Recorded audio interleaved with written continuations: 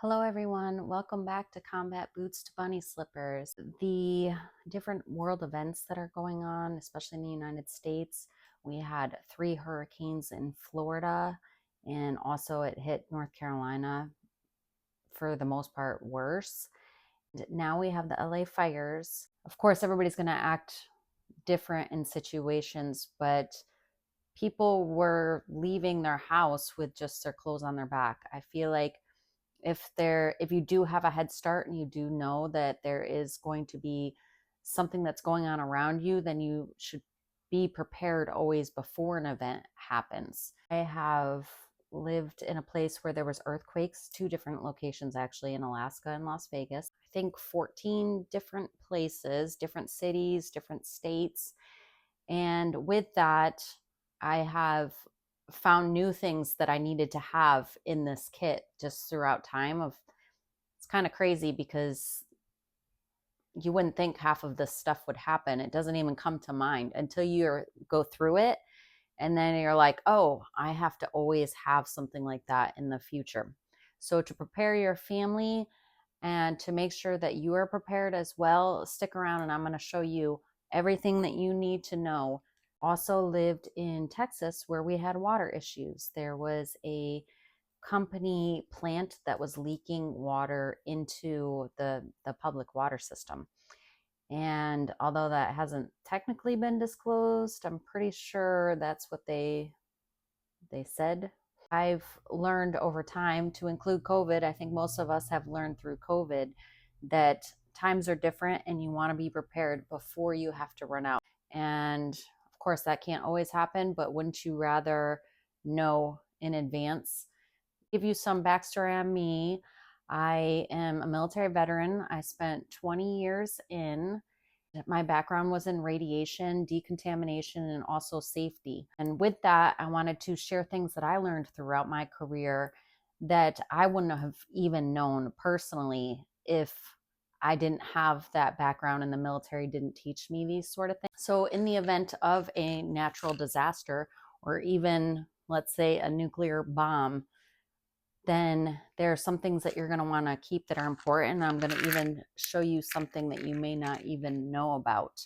I only know about this because of my background in nuclear.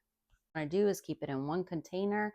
That way you can grab it if you need to and just run out the door, throw it in your car and go.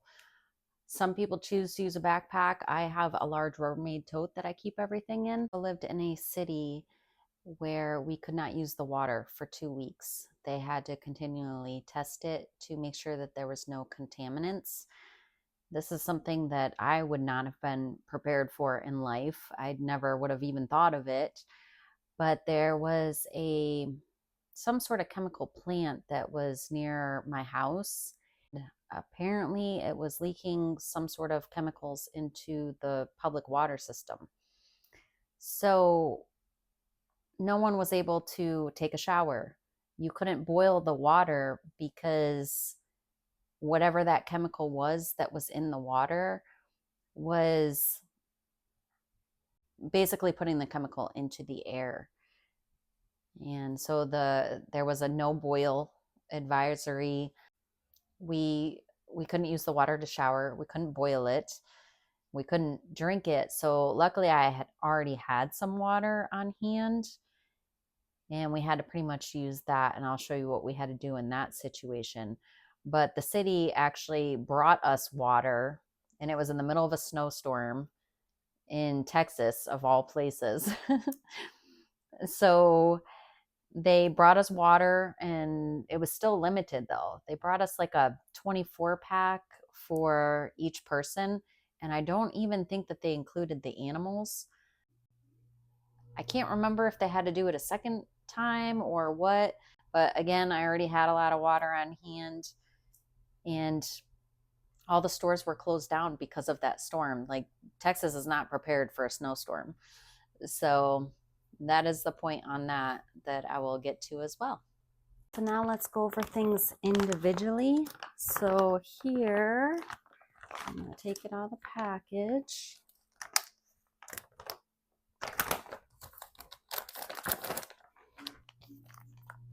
So this is an emergency blanket. This is for harsh environments and also to keep you warm. I'm going to open one so that you can see what it looks like. You would want one for a minimum of each family member. So as you can see, if you've ever seen any natural disasters where the firefighters might put something like this, or someone that's really cold. So that's basically what this is. It's very paper thin and they're not expensive. If you're interested, let me know and I'll link it below. But you can Google most of this stuff. So this is a green light stick, safe, non-toxic, and it goes for 12 hours. So these, again, very inexpensive. And if you don't want to be carrying around flashlights, or if you just need it for an emergency, then these are really good. They give off quite a bit of light. I'm going to open one so you can see.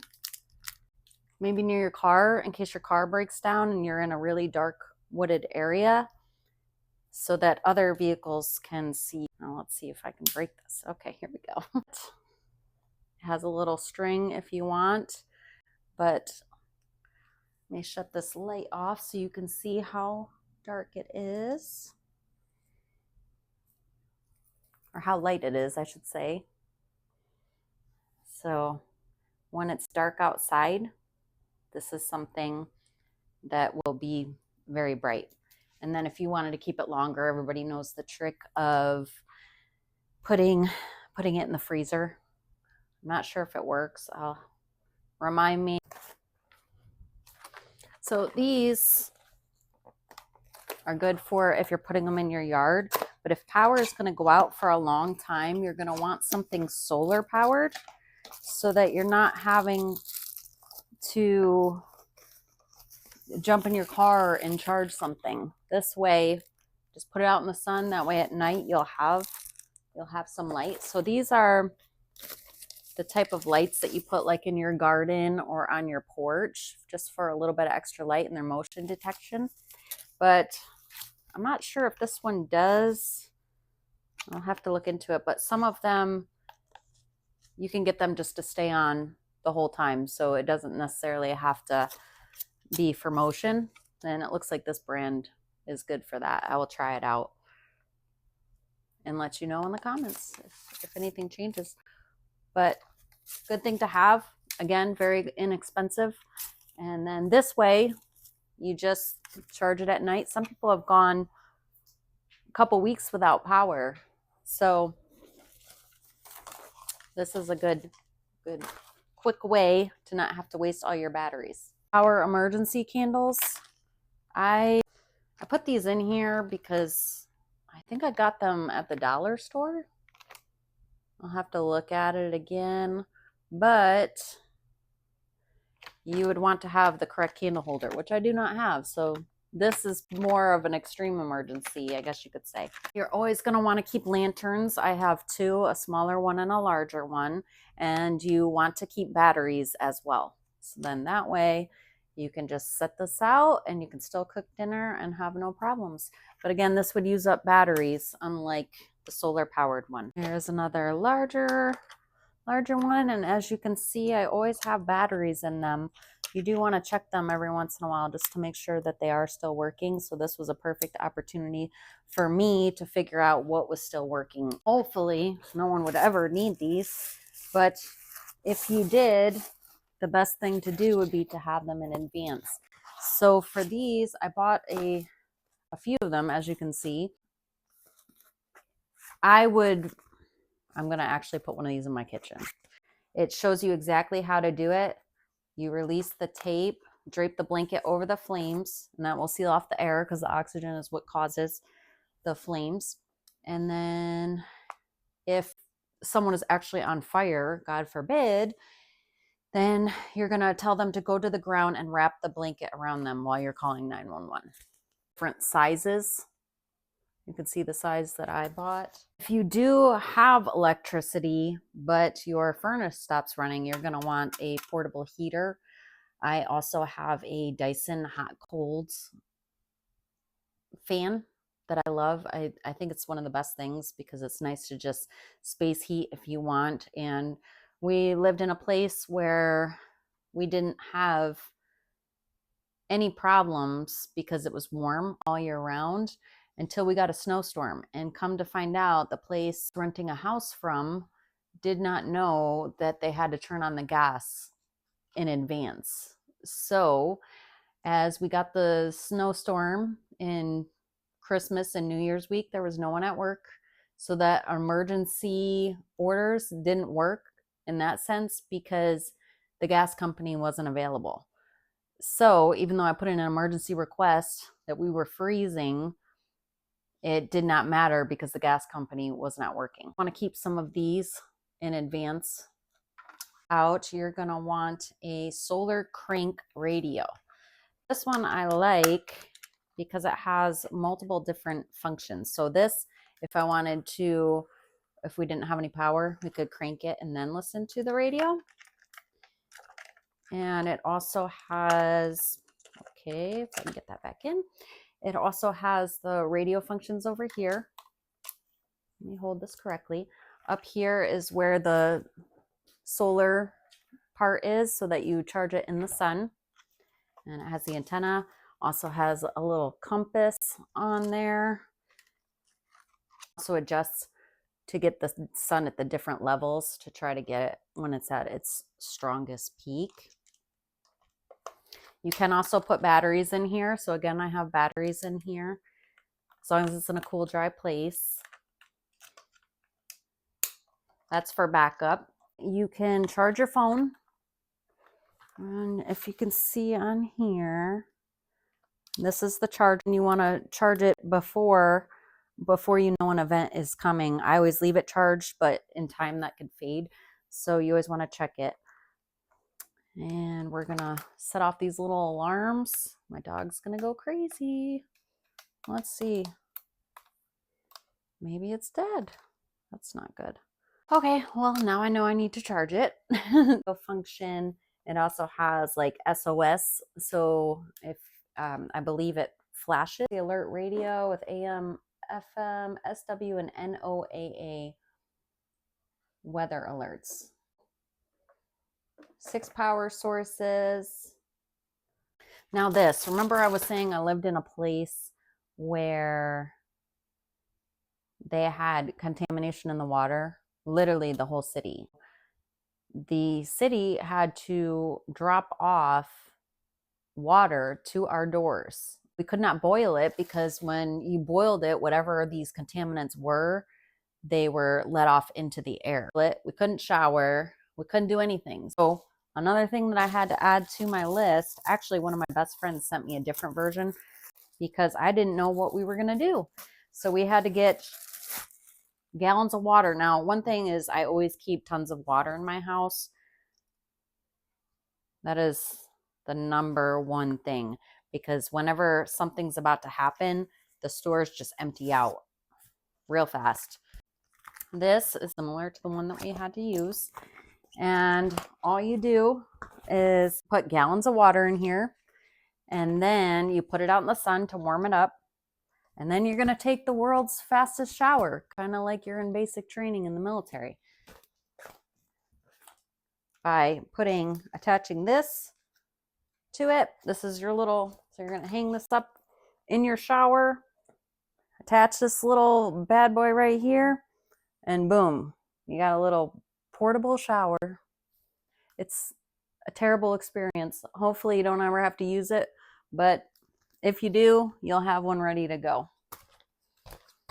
I definitely recommend warming it up in the sun beforehand.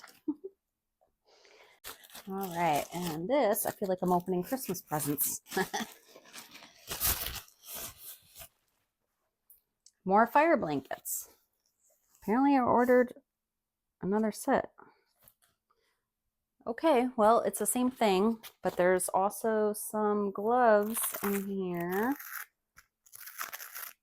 which I'm guessing are fire retardant. But these are very small gloves, so I don't know if a man could actually use these. Size 8 medium. Oh, I remember. I was going to bring some to my family's for Christmas, but we could not go because my little doggy, little as in huge German Shepherd, got sick. And so I didn't feel right leaving dog sitter. These are just little lights that you can hang up in a tent. If you had to display them around your house, you could if you just needed some faster access. It also has a little carabiner. I never know how to say these things, but see this little clip? So if you needed to clip that somewhere, that would be good to have. Batteries in all these because I haven't even used them. I bought them more for the emergency purposes, but it came in a pack of 4, lasts for 8 to 15 hours. So not bad. Oh. Now this is funny. My kids actually put a walkie-talkie in here, although it's not going to work because there's no other walkie-talkie. That's cute. And there's no there's no batteries. So I appreciate their effort, but I guess we're going to have to find the other one and put it in here since they want them in case there's a natural disaster. See, teach your kids young. Right, and then the military side of me says you always got to have MREs. You can see on here, warfighter recommended and tested. So this one's chicken burrito bowl.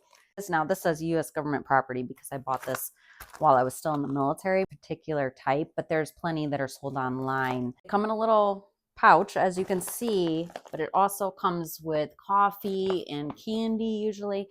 And the amount of calories that are in these things, oh my gosh, it's insane. I got to look up exactly one meal. It's a lot. We had field training one time, and this is all we could eat for a full week. Let me tell you, it was terrible. Did I feel like I was gaining weight with every meal? I couldn't really eat it anymore. The taste is so rich. I don't know what they put in it, but every flavor that I've had is like that. Okay, so we have this one. Have another one that I opened up just so that you could see what it looks like on the inside. One is chili and macaroni. I don't know if these actually expire, but if they do, I probably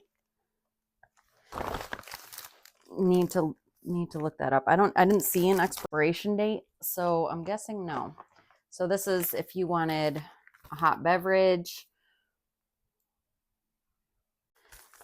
This is your heating pouch. I'm not going to go over all that, but if you want me to in a different video, I can do it and actually set it up for you. This is crackers, and they almost always have peanut butter, or they have this jalapeno cheddar dip. It actually tastes kind of good in the moment, and then, but thinking about it years later, I don't have a want to ever have it again. This is going to be your pouch of food, and give you a little towelette, orange flavored powder. So you would add this to your canteen. What is this one? Oh, cheese spread. So this one doesn't, I don't think has the jalapenos, which is okay by me. I don't plan on eating this unless we have to. And if we do, we are just sharing this as a family. I'm not trying to eat this by myself. Hopefully we're not coming to the end of the world. Okay, and as promised, to my military experience and working in radiation, to tell you what you need to have if there is a scare for radiation. These potassium iodide, now I'm new to this YouTube, so I'm not sure what I can really say about it, but if you do a quick Google search, you will know the amount that you need to take. It's different for adults and children. What this will do is it will protect your thyroid. Back in 2012, I believe it was, there was actually a shortage of this because in Japan, Fukushima, they had a nuclear reactor spill. So people were buying this everywhere. Now, we actually use this for medical purposes as well. This you would need to make sure that you keep your thyroid safe. Your thyroid is an organ, a very important one. And this will be shortages of these if there is an event coming up. So you should probably buy it now. On the phone with my mom last night and just telling her about it. And I looked at the expiration date, and sure enough, mine's about to expire in 2 months. I'm going to hurry up and order it. You can order it on Amazon, other places. This one says made in the USA. So I did like that option about it. In 2013, there was a worldwide shortage, and that shortage was, I think, it was over a year long, maybe 2 years. Go ahead and order some of this, put it in your emergency kit, make sure that you and your family are safe. Be the first to know. Thank you for watching, and I'll see you next time.